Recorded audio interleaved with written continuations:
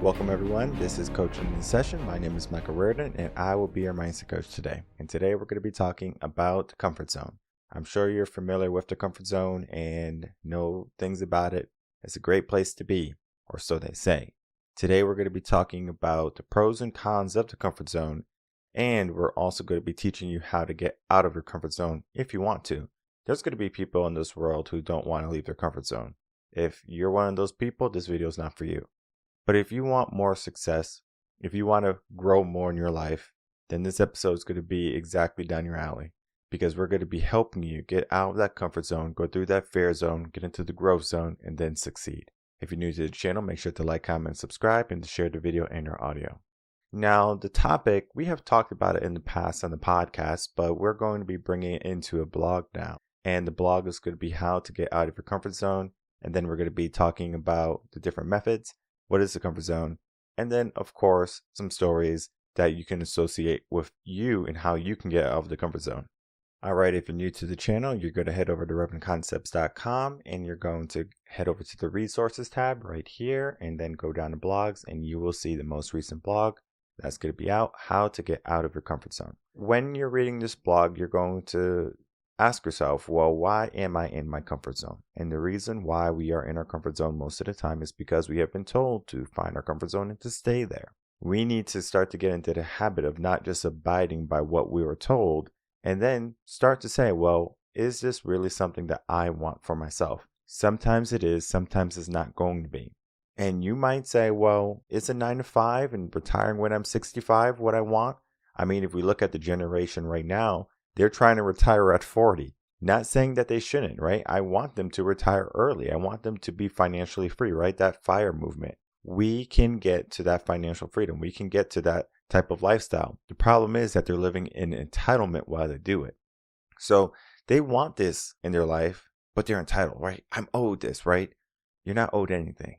And then we just get into that comfort zone, right? This feels good, right? We find this is a place, right? The body loves homeostasis. Homeostasis is just a fancy word for how comfortable you can be, your levels. Sometimes you're really, really happy. Sometimes you're really, really sad. The problem with happy and sad in both of those extremes is that we will stay in sadness longer than we will in happiness. But we always come back to homeostasis unless we're in a deep depression. It's just harder to climb back up. Depending on where you are, we can make some adjustment, but the comfort zone is going to be like your homeostasis zone. And what we want to do is we just want to elevate it just a little bit. That's all we want to do. We just want to elevate it just a little bit. And I think people think when they are going out and changing their life, oh, I got to make a whole life change and this is going to be so difficult and I got to get rid of this and I got to stop that. I mean, there's going to be aspects that we have to look at, but the comfort zone that you give yourself is just not showing up. And in this blog, we are going to be talking about how to show up, how to trick our subconscious mind or corral our subconscious mind to think in the way that we need it to think. And then we're going to start to focus on how we can get past comfort. But before I do that, let's look at the guide we're going to be looking at to help us understand where we are on the comfort scale. If you are tuning in audio, there is an image in front of me, and they're going to be talking about the different types of zones that we're going to be working in. The first zone, as you can imagine, is going to be your comfort zone, and that's where you feel like you're safe and you're in control. Then there's going to be the next zone, the next bubble around that, and that's going to be the fear zone. This is where many people don't show up. They say, you know what, it's too scary, it's too much work. They don't have the confidence, they're finding excuses, they're worried about everything else but success. They're worried about not showing up or looking silly. That's that fear aspect taking over. And we need to learn how to look past that, because just past that fear zone is going to be the learning zone. We're going to learn how to deal with challenges and problems. We're going to get new skills, and we're going to, of course, extend that comfort zone that I was talking about earlier. We don't want to just make our comfort zone like boom, like the whole world, right? A little bit more. That's all we do. A little bit more. We challenge ourselves a little bit more. The subconscious mind likes that. If I was to say, oh, we're going to change your whole comfort zone and we're going to move you and we're going to redecorate and we're going to paint, oh man, the subconscious mind is going to be like, that's a lot of energy. That's a lot of work. And it's going to be very hard for that subconscious mind to give you the motivation, the energy, the directive to do that, to make the changes. But in the learning zone, if we can just extend the comfort zone just a little bit, we have a little bit less fear. And then what happens here in this fear zone is that right now it's very thick, but it becomes a lot thinner. The less fears we have, or the easier we're able to see through something. So if you can think of like, if you have a cloth, right? Just like a linen cloth, you can see some light through it. But if you stack linen cloth on linen cloth on linen cloth, eventually no light is going to permeate that. It's just so many layers. And so what we're trying to do with the fear zone is take away some of those layers. They're still there. It's always going to be there. The brain needs fear. We need fear in order to live, right? If there's something in the bush making noise, we need to know, do we need to fight it or do we need to run? Fear is going to be essential, but sometimes in our life, fear is an obstacle, and we need to learn how to adjust that barometer. And our last area is going to be our growth zone. Our growth zone is going to be where people who are looking for more in their life, maybe they have achieved some things and they want to achieve more. So they're trying to figure out, well, how can I remain in this growth zone? They're looking for a purpose. They're trying to live their dreams. They're setting new goals. They can conquer anything that they give themselves. They have a new task, a new mission. Boom, I'm getting it done. That's what type of people they are. A growth-minded individual. And we talked about fixed mindsets and we talked about growth mindsets. If we had to give this scale a growth mindset and a fixed mindset, what do you think that would be? Well, of course, you got it right. Comfort zone will be your fixed. Growth zone will be your growth-minded individuals. So there is an aspect to mindset to this, but we do need to understand what aspect of the comfort zone we need to start to get rid of first. So in the blog, I talk about several stories on how I help people get rid of their comfort mentality. Now, the comfort mentality is going to be given to us at a young age. We have many things that are taken care of when we're younger. So we don't have to do it when we're adults. So we might not have to wash the dishes. We might not have to mop the floor. We might not have to do anything. So we grow up and we don't know how to do our laundry. We grow up, we don't know how to work an iron. We grow up, we don't know how to cook. We have been living in comfort. So then by the time we are now grown, we are playing catch up. So how we are raised as a culture, especially here in the Western America, is that we are already bred into that culture of comfort. Now, what we have to do is start to evolve that comfort somehow. We need to challenge ourselves. So this is very difficult if you are a parent and you love your child and you spoil your child, right? I'm not saying that you can't love your child, but if you love them so much, you give them anything they want and they don't have to have manners. They don't have to do anything. They just get it. They just ask and it happens, right? That type of mindset is going to come into entitlement. And it's going to create that comfort zone. It's going to make that fear zone even worse. Because now, when they're an adult, they might try to do something and they get shot down. And it's going to be a shocker for them, right? Because it's going to be traumatic. It's never happened before. So we need to know when we're young how to live life the proper way as adults. Not saying that we give kids adult problems. We just make sure that they understand what's happening. For example, you take your kids to the grocery store and they start screaming, I want this, and they start having a tantrum. Do you break down and give it to them? Or do you say, not going to happen? Which one do you think is going to have a greater impact on that child? Most people, and I'm sure even some psychologists will say, it's going to leave scarring that the kid didn't get what they wanted and it's going to create resentment in the relationship with the parent. Incorrect. It's not. It's going to show that child, okay, this behavior doesn't get this action. But if I cry, if I yell, if I scream, if I have a tantrum and I get what I want, this is how I get things. I misbehave. And we know that misbehaved adults are not effective adults to society and culture and workforce, right? You're not going to go to your boss and the moment he says you can't have a raise, you're going to start kicking and screaming and things like that. Security is going to come get you. We need to get out of our old mindset. And the mindset that we get when we're growing up is built on comfort. When is the last time you challenged yourself when you were afraid to do something? Maybe you know. When's the last time you learned something? Maybe you know. When's the last time you felt extremely successful? Maybe you know. Now, what I can tell you is that a lot of people are just in comfort. They wait for Friday and they just dread Monday. They enjoy the weekend, they turn up, and that's their life, a rat race. It's over and over and over, a Ferris wheel. Nothing's happening. They're not making any progress. They think they're moving, but they're not. And that's what the comfort zone is.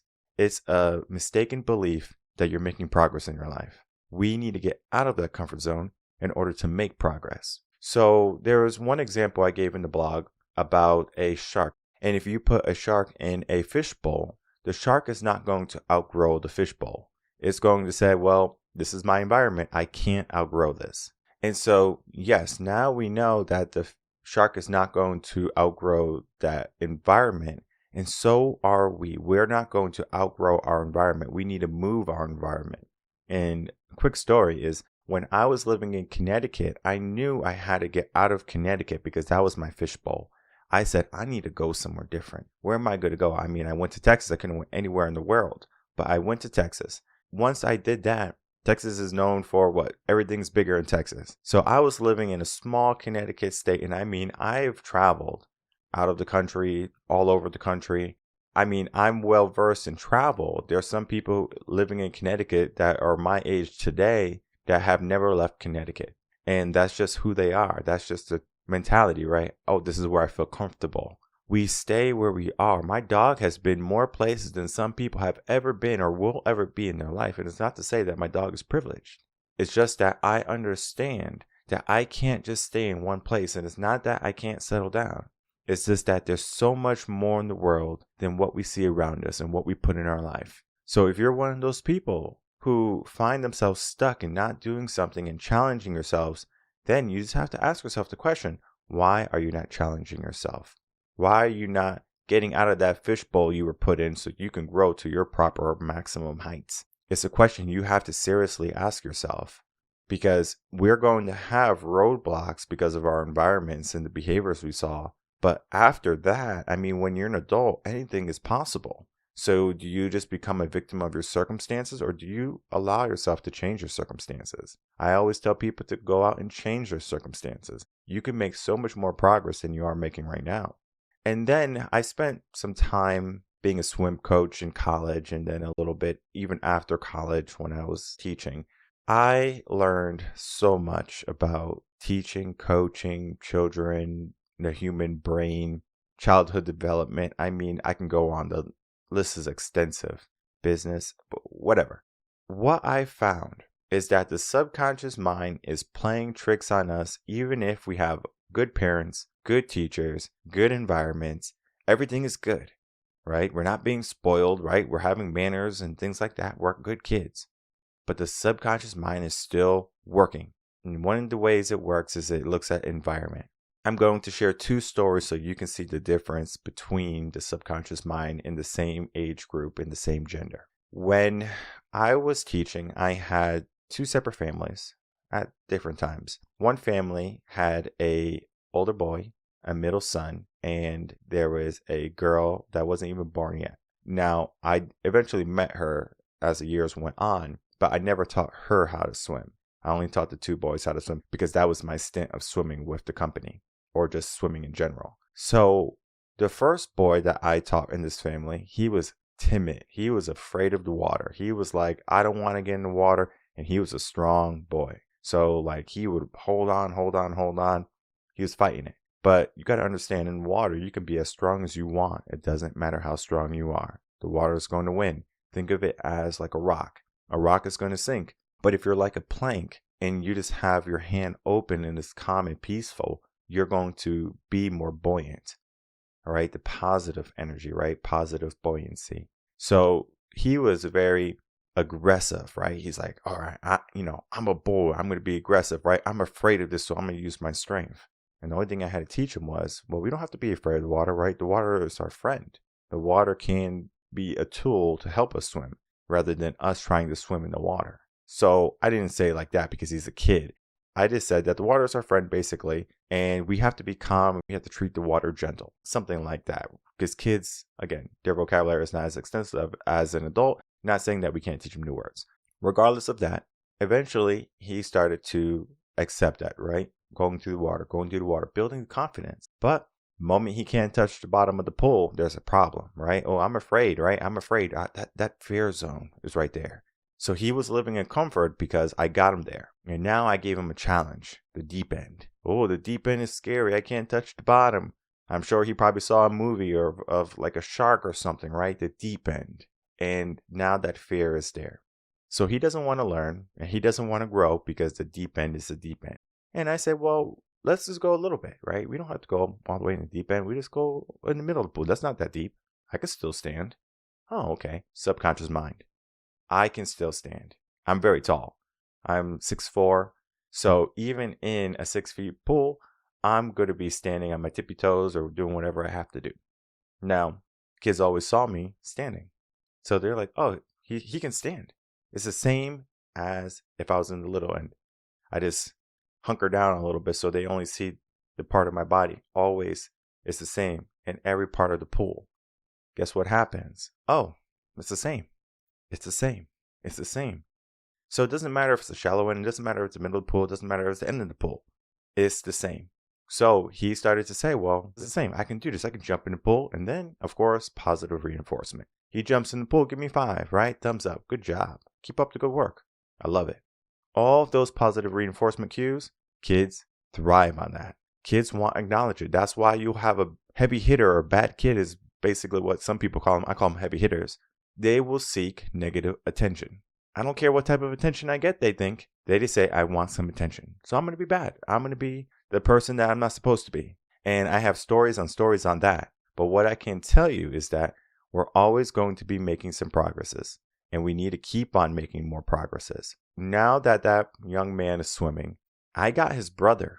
His brother started to swim with me. And guess what happened when his brother started to swim with me? He didn't have the same fears. He didn't have the same problems that his brother had. You know why? Because every single lesson, that young man was there watching his brother swim. Every single lesson, he was watching. And so he got to know me, number one. And then number two, he saw his brother overcome. My brother can do it. He's okay. He survived. I can do it too. The subconscious mind sees it, right? When you take those small steps and it's approachable for the subconscious mind says, well, that makes sense. So if it makes sense to the subconscious mind is going to allow it. And then we get into one of my greatest success stories. I always tell this when people want to know my greatest success story. When a family had came in for swimming, and it was the first time I ever worked with them. It was 2 boys. It was one was older, one was a little bit younger, maybe a year and a half most apart. And the mom came over to me and she said, Michael, I went to this swim school and that swim school. And I said, okay. And she says, I don't care what you do, Michael. As long as these boys learn how to swim, I'm good. I said, okay. And then I asked her for permission. I was like, so you don't mind what I do with them? We're good. I'm going to get them swimming. She goes, Michael, whatever you want, I don't care.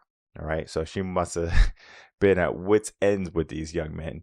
And so I said, okay, not a problem. The first thing I do with these young boys is I grab them. I say, all right, let's talk, learn their names, things like that, things they like. But guess what? Their fear is just in the way. They can't even focus on the conversation. They're literally in fear. Oh my goodness, I'm in the water. I don't know what's going to happen with the stranger. Right? I understand. So I'm just trying to have a conversation. I'm not trying to swim at this moment.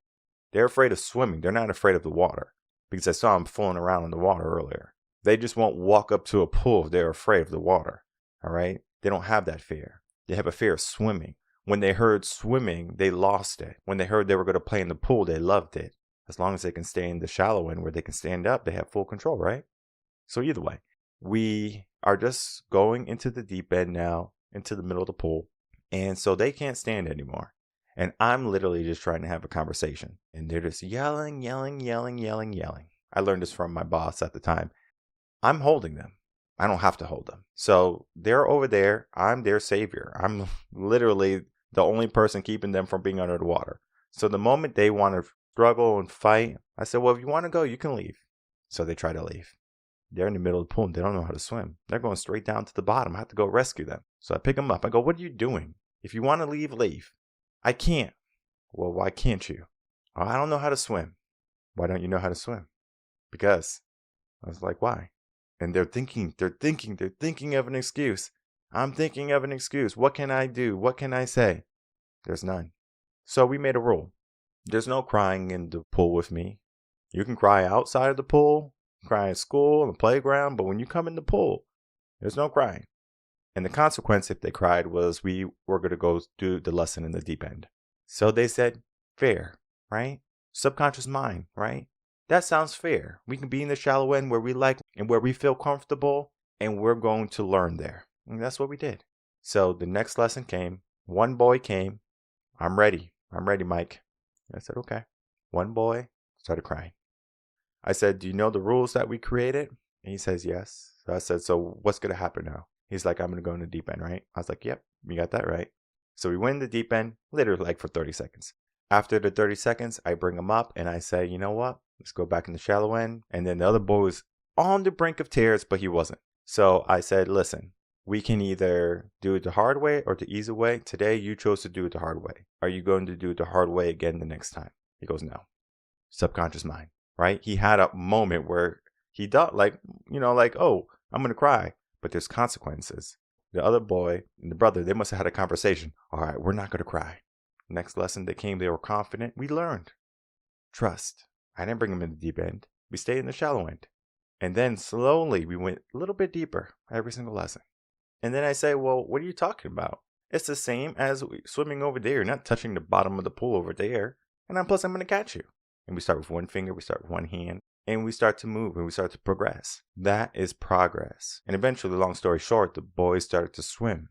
They left their comfort zone, but they learned how to swim. They went through that fear. They learned how to swim. They became learners. And then they had tremendous growth. We all have that ability. We all have that chance to be more than what we are today. It's just sometimes we give ourselves a thought process. I'm going to stay exactly where I am. I feel comfortable here. But the problem with being comfortable is that it's not your fullest potential. We want you to get to your fullest potential. We want you to get into that growth zone. How do we get there? And for some people, it's going to be a big process. But for some people, it's just going to be small modifications, small adjustments. I recommend you do not go that journey alone. You get yourself a coach, you get yourself a guide, you get yourself a mentor that's going to help you along that way. Just as I help other clients and even all the kids I have worked with throughout my career, we all have that power. We all have that ability to shine, to reach more, to strive for more, to look at failure and to see through it rather than in it. We can make some big changes in our life, and it starts with getting out of our comfort zone. My name is Michael Rearden. I'm a mindset coach. If you have any questions, you can email me, coachinginsession@gmail.com, and I will see everyone on the next episode of Coaching in Session. Until then, everyone, take care.